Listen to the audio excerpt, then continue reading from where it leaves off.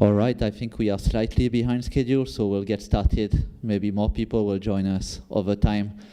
Thanks for being here this morning. My name is Vincent. I work during the daytime for Red Hat as their CTO for Asia Pacific, based in Singapore. But one of my passion in terms of open source contribution has been climate, and climate risk in particular, which should be a pretty interesting topic for financials. And you have heard this morning, Open Source Climate has just joined in June the FINOS as a foundation. And so right now we have a stream of contributors who are looking specifically at climate finance and climate risk specifically. Today we'll be looking at a specific project which is really focusing on ESG data and how to handle ESG data sharing in particular. So let's start a bit with framing the problem and the type of challenge we are looking at, right? So if we look at ESG data today, fair to say that there is a lot of interest and growing interest in terms of institutions acquiring ESG data for multiple purposes. It could be for your investment management side of the business, but also increasingly, we are expecting regulations to pretty much make sure that financials adjust their investment process, their KYC, with a better knowledge of ESG information. So that brings us to a very essential problem, which is that I think financial institutions in general are very good at building risk and modeling risk. But however good your model is, if it relies on shaky data, obviously the outputs are going to be extremely difficult to trust. So there's a number of problems specifically with ESG data. The biggest one is actually data fragmentation. You will find ESG data in corporate reports, sustainability reports. You have third-party agencies that issue rating. You've got obviously proprietary a company as well that issue their own standards or their own way of distributing the data. It's extremely hard to find a single place where you can get a 360 view of the data from organization and business in particular. So very big challenge. Now, if we look at the other side, which is reporting standards, of course we could anticipate that making reporting mandatory will help us deal with this issue. Unfortunately, it's not been the case because we have extremely inconsistent reporting standards across the planet. One example I often find is if you take the European community as an example, they have CSRD, which is extremely detailed, relies on an extremely well documented taxonomy. But then, where I work, which is in Asia Pacific, we basically have high-level guidelines on what should be reported, which don't actually match at all the European taxonomy. Why is this a challenge? If you are an Asian company and you're actually starting to gather your own ESG data, how do you even make sure the capture process will help you fit every single reporting standard across the planet? You may not even be aware of what the European Union actually requires. So reporting standards haven't really helped. In fact, we count a few hundred standards for reporting ESG now across the globe. And every institution that tries to solve the problem tries to create one more standard. So that's kind of the issue here. That's how standards are proliferated. Next one is data quality and reliability. Yeah, you can find some ESG data into especially corporate reports. But do you actually trust this data? That's a big question here. I think recently, if you've seen the technology industry, there was a very big outcry. I mentioned this example because I'm part of it. But there was a very big outcry on the emissions reported by the cloud provider. And honestly, it's not new. We've known for quite a few years in the industry that the reporting by the cloud providers is not consistent. But until now, people had not really realized because nobody can easily deep dive into the figures that you see in the reports. And so we have a big challenge with reliability. We don't actually know whether what we see in reports can be trusted. There's a lack of third-party review of the data, and also there is a big lack of processes that can make the auditability better.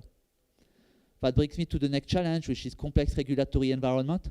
Unfortunately, now if you look at financial, in particular, the need for banks to start reporting on their own investment and their sustainability process, we know it's coming, but regulations are extremely hard to actually grapple. You are probably going to have, an entire department of people looking at legal compliance, data quality management, just to actually deal with this issue.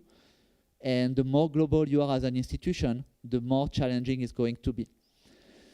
And I'll finish with some interesting thought as well. So for those of you who know about, in particular, carbon emission, we know that scope 1, scope 2 is a bit challenging to calculate, but it's possible. But the big difficulty is actually the scope 3, which is essentially the emissions that are coming from your supply chain, before and after your business. Now, a lot of companies I work with, they're actually big corporates that can put a lot of money and teams to solve their own data challenge. The problem is they all rely on a very complex supply chain of providers, which are small and medium enterprise.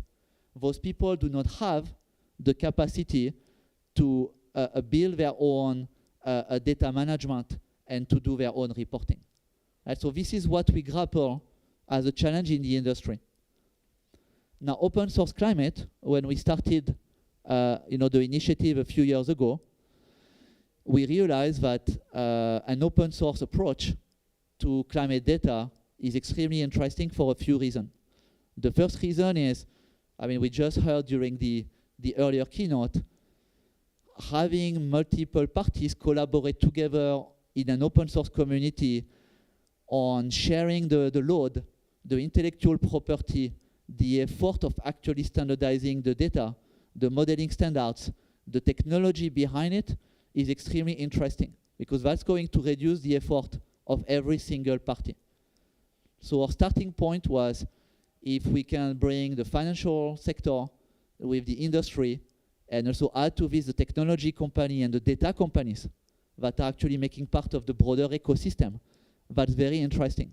So in open source climate, you will see asset managers, you will see banks, you will see technologies companies like Red Hat, Google, Amazon. You will also see data companies like Bloomberg, who's actually a member. So that's very important to have this kind of ecosystem of different players actually discussing on the same basis. The second thing is we realize a lot of people are going to end up building new repository of data, and we didn't want this to happen. So what we looked at is we created this concept of global data commons, and the global data commons is actually not a data warehouse of ESG data. The global data commons is actually a curated library, if you want, that is pointing to existing data source across the planet that people can actually trust. So we are leaving the data where it's produced. We are actually focusing on building trust in the data by opening access to it, by opening access to how the data is made, by opening access to the data quality. So it's a very important method in the sense that we are not trying to build another big standard of data or another model for people to get the data. What we are doing is giving you a straight access to where the data is actually produced, and we are actually opening the process of sharing the data. A very, very different strategy. So you'll see here in the diagram, we basically work with all the existing frameworks like TCFD, ISSB. We work with structured data, unstructured data, whether it's in document or it's actually accessible in reports. And we actually open, through open standard protocol, the access to the data by the community. And last but not least, once you have actually opened the data, what can you do? You can actually start to build analytical tools and standard of analytics, and then open this to the industry for collaboration. So what, for example, one thing we've done recently is we are aware that physical risk and resilience in particular needs access to geospatial data. We are in the process of using an open source contribution by my colleagues from IBM, which is Geospatial Foundation Model, so AI, that lets you analyze satellite data that comes freely from NASA but to use not in the context of weather prediction, which is why it was gathered for, but to use it in the context of training physical risk and resilience model. Yeah, so climate prediction is what's the climate in the next 6 days. Physical risk modeling is what's the probability of an asset impairment in the next 10 to 15 years for a specific asset in a specific location. Same data, but different predictive model, different analytics that we open source for practitioners to use. Idea being that if people use the same analytics, we have a better chance at getting the same understanding of the actual risk profile from a climate risk point of view of certain assets. Now, I've shared what we've been doing in OS Climate to open the data. Now, a big problem that we faced earlier on is data contributor, especially data companies who wanted to collaborate with the financial community on models or tools, but they do not want to open their data for any kind of need. They are okay to collaborate on joint research, not necessarily to give the data for free. So we were asked this question, is there a way that we can actually create some kind of governance model for people who will have access to the data in terms of what type of use they make of the data? And we started to look at a type of technology which is called federated governance. So what is the principle of federated governance? Think of it this way. If I produce the data and I'm the data owner, and I want to distribute the data, one way I can do this is send a copy of the data to all the people who want to use it. What are the problems with this approach? The first problem is I don't know what will happen to the data once I have sent it. The second problem is, what if the data keeps changing? How do I make sure that the people who are recipients of the data keep it updated? Last but not least, how am I making myself aware of the use case on the data? What's running on it? Now imagine the technology can help you now as a data product owner to share this data, make sure the data never actually leaves your organization, but actually people who are actually users of the data, they are going to request for the data as and when they need to use it. So a federated governance model actually is a way for people to pool the data on a need basis rather than you as a data owner pushing the data to them. And we have technology that actually enable this. They enable this in a scalable manner. We are talking about petabyte scale of data, and they enable this in a secure way as well. Yeah, so you can authenticate the party, you can do this at the API level, at the consumption layer level in your technology. We just needed a way to manage the data from a cataloging and metadata management point of view. Because we had the technology, but the problem was, how do we manage the access rights to the data? How do we publish the data, what's inside, right? If people need to ask for my data, how do they know what the data is about? The fantastic news that I'm sharing with you today is recently, and we are talking only about a few months, this project initiated by Databricks called Unity Catalog was actually incubated in the LF Linux Foundation AI and Data Group. And what the Unity Catalog is set to solve as a problem is to build a technology that enables us in the industry to build standardized catalog for data sharing purpose. So what is beautiful with this technology is that it provides universal compatibility with a range of already adopted big data analytics format in the industry. Some of you who are practitioners may recognize them. Delta Lake, Apache Iceberg, Apache Udi. Today, those three standards together represent easily 90% of the big data analytics project I'm actually working on. Yeah, so when people need to store the data at scale over storage technology, cloud native storage, this is pretty much the technology they are using. So that's the good news, that irrespective of the technology choice you have made, the catalog can just integrate it. This catalog is also provides multi-engine accessibility. So when you actually consume, you'll see the part probably that is too difficult for your eyes to pick up everything. but it's not too important. What is more important to realize is there's many ways to consume the data. Query engine, Python code, yeah, you name it. It's like we count in hundreds, basically the tools that people are potentially using to access the data. Now, the way the Unity catalog works is it provides a single interface with all the tooling that your data scientist, your climate risk analyst, or whoever may be using to access the data. And that is fantastic because, again, if you need to enable collaborative research, like I'm a technology person, I've been working for 2 years with climate data scientists. We don't use the same tools. I mean, I can run SQL requests. I can run complex Python code with Daft to do distributed data processing. A lot of the data scientists I work with, guess what they are using? CSV files to exchange data. So how do we actually work together? We can with this solution. I'll move to the next, which to me is very, very interesting concept. This catalog also supports not just data, but a diversity of assets. So I mentioned earlier AI model.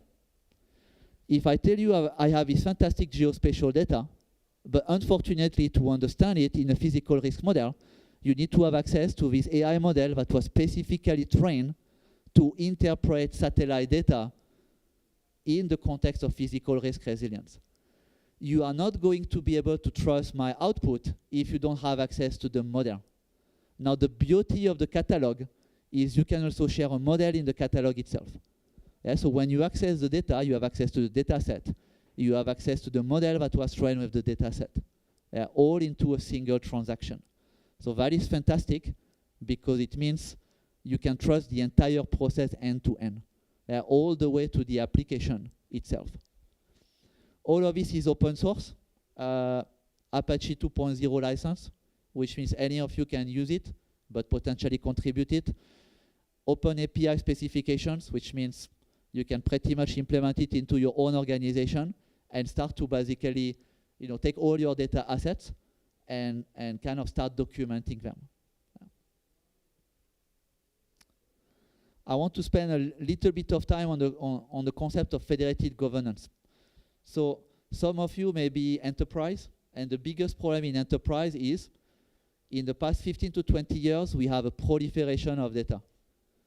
Because we had so many data producing systems, we built data warehouse, but data warehouse were clunky, so we built data lake. And now Delta Lake, we realize that, hey, Delta Lake starts to be a bit big, and having a Delta Lake without actually understanding the metadata, the data lineage behind it, is kind of very limited.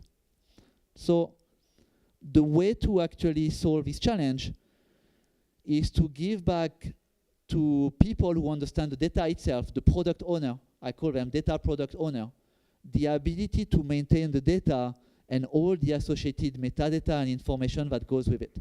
In the past, it has not happened. Yeah, a data product owner, few years ago when I was still working in banking, had to spend 6 months writing, a system requirement and send it to IT to actually get the data set out there. And how fast could a new data set be built? Well, I mean, you tell me, but my own experience was 6 months was extremely fast. Yeah, 12 months was probably average, and I have painful experience of 18 months just to get a new data set out there. Yeah, just being adopted by the financial institution.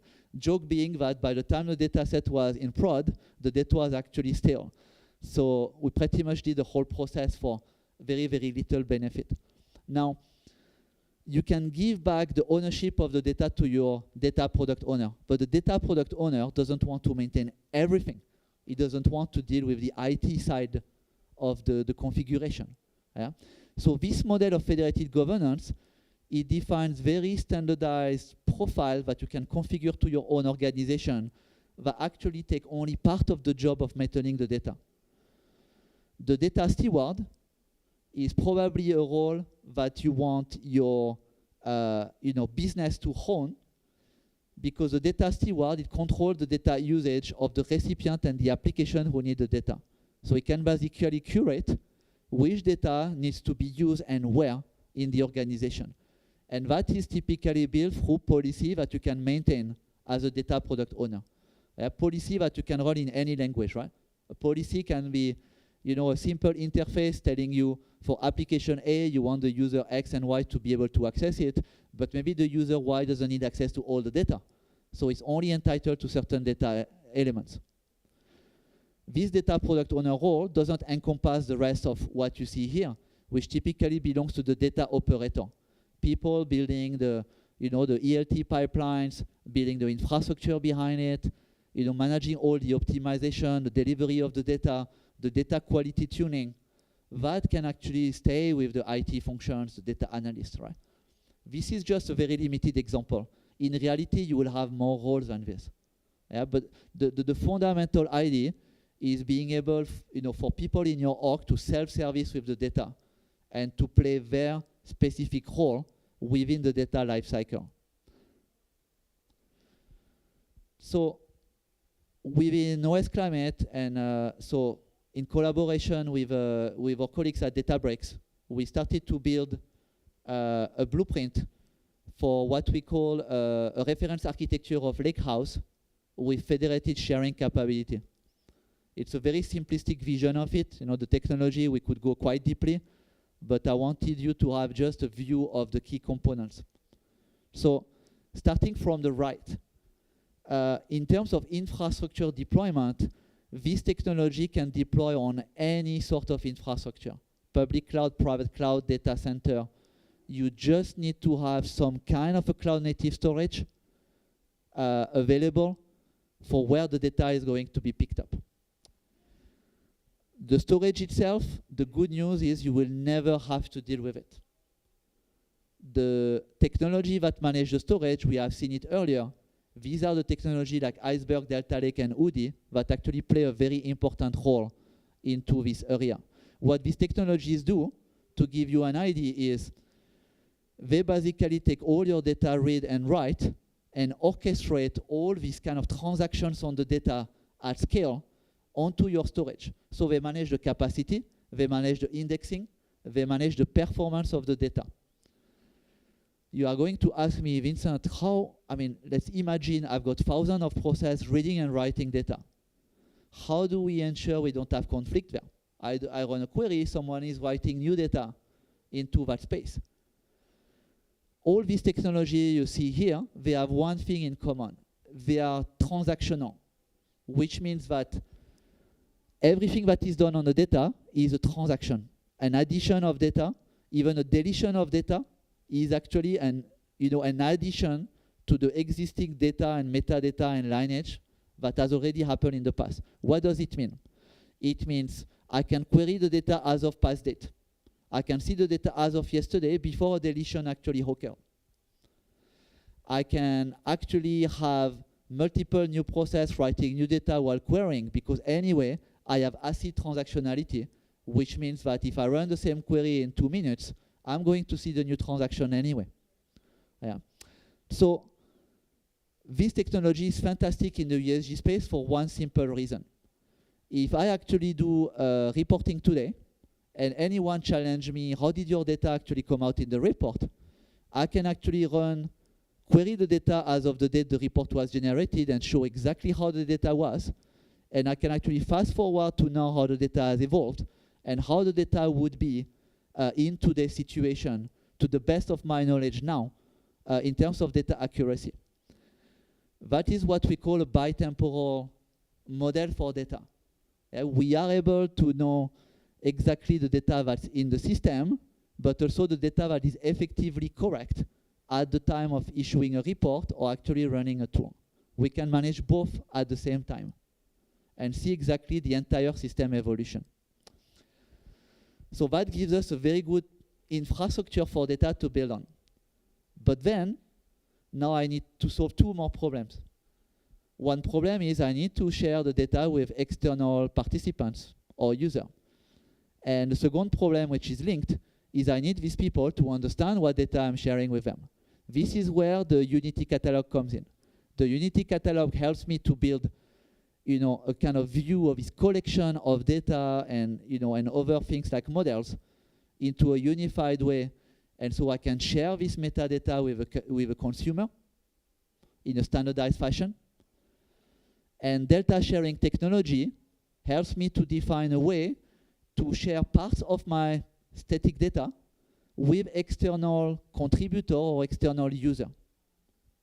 So the two technology together, they have supported us in building an infrastructure where we can take different ESG data sources and share only relevant data with potential customers. So if, imagine that team 1 and that team 2 are team in vastly different countries across the world that need different ESG data for reporting purpose. What I can do is, in my data catalog, I can start to build functions that specifically address the data requirement of a given regulation. And when Team 1 or Team 2 query the data, they will only see the data the way that they are supposed to see, based on their own regulation and standard. We can build all this logic pretty much at inception. So that's an extremely valuable model for us, because from there we can use a lot of other technology you'll see across finance that can standardize, kind of rule-based reporting. If you look at, this morning we discussed about the regulatory reporting project. There's a lot of initiative in this space to actually codify certain reporting and regulatory standards into code. So we can now leverage this on top of the data standards and models, and then just share as and when people need it, exactly what contextual data they need. So I'll finish with this to leave a bit of time for question. I've shared with you where we are right now, and we are very excited about kind of the future opportunities this architecture opens for us. The first thing is, once we have a way to all look at the data the same way, then it becomes a lot easier to build standards and interoperability. Because we have visibility on the data source and how the data is transformed and produced for a specific purpose. Very easy now to have multiple organizations look at the whole data flow and the data lineage, and then agree or disagree on whether the data is correct or not. If we need to fix it, for us, we are only changing some code in our data pipeline. Yeah? And all this code is transparent. All this code is open source. So it's very easy for people to just disagree and fix it. The second aspect is collaboration. Data sharing, why we like this technology in particular, is because you've heard this morning a few stories about how new financial contributor can come in open source. They want to, but then there's still a lot of internal governance that they have to deal with. If we provide solution to financial provider, data providers to share this data in a controllable manner, they actually know what is made of the data, there is a much increased chance for them to collaborate on open source. So we solve a very primary problem of contribution into the data space. Decentralized data governance, we've discussed it. The data doesn't need to come out. So what it means is, me as a data product owner, I also get almost the reverse of the collaboration effect. When I look at data owner at my data, I can see everybody who is using it and for what purpose. So that's a very, very a fantastic superpower here, because it may even lead me to identify use case that I had not actually anticipated. Everything we've seen today, when we talk about hybrid and multi-cloud scalability, what's very important for you to understand is it works on the cloud provider where we are collaborating as a community, but it will work exactly in the same way in your own infrastructure, irrespective of the technology choices you've made. That's very important. We want people to be able to replicate those capabilities internally. So all the technology you see here, they are open source. There's nothing proprietary out there. Every new feature that we need, we basically have technical community contributing to those upstream projects to improve our capability. We cover AI and machine learning integration. I mean, honestly, you guys all know how much data is being produced these days. There's no way without AI model to actually deal with the explosion of data that we are seeing right now. I mean, geospatial data is fantastic, but try to have a look at geospatial data as a human, and actually to deal with it with Python code. I mean, good luck. We really have a need to use AI model to start dealing with data at scale. So another interesting aspect of what we've discussed today is commingling AI and data together into the same process is extremely important. And last but not least, I hope this has given you an idea of an example of community-driven innovation. Thank you for your patience. And if we have a bit of time, happy to take a few questions.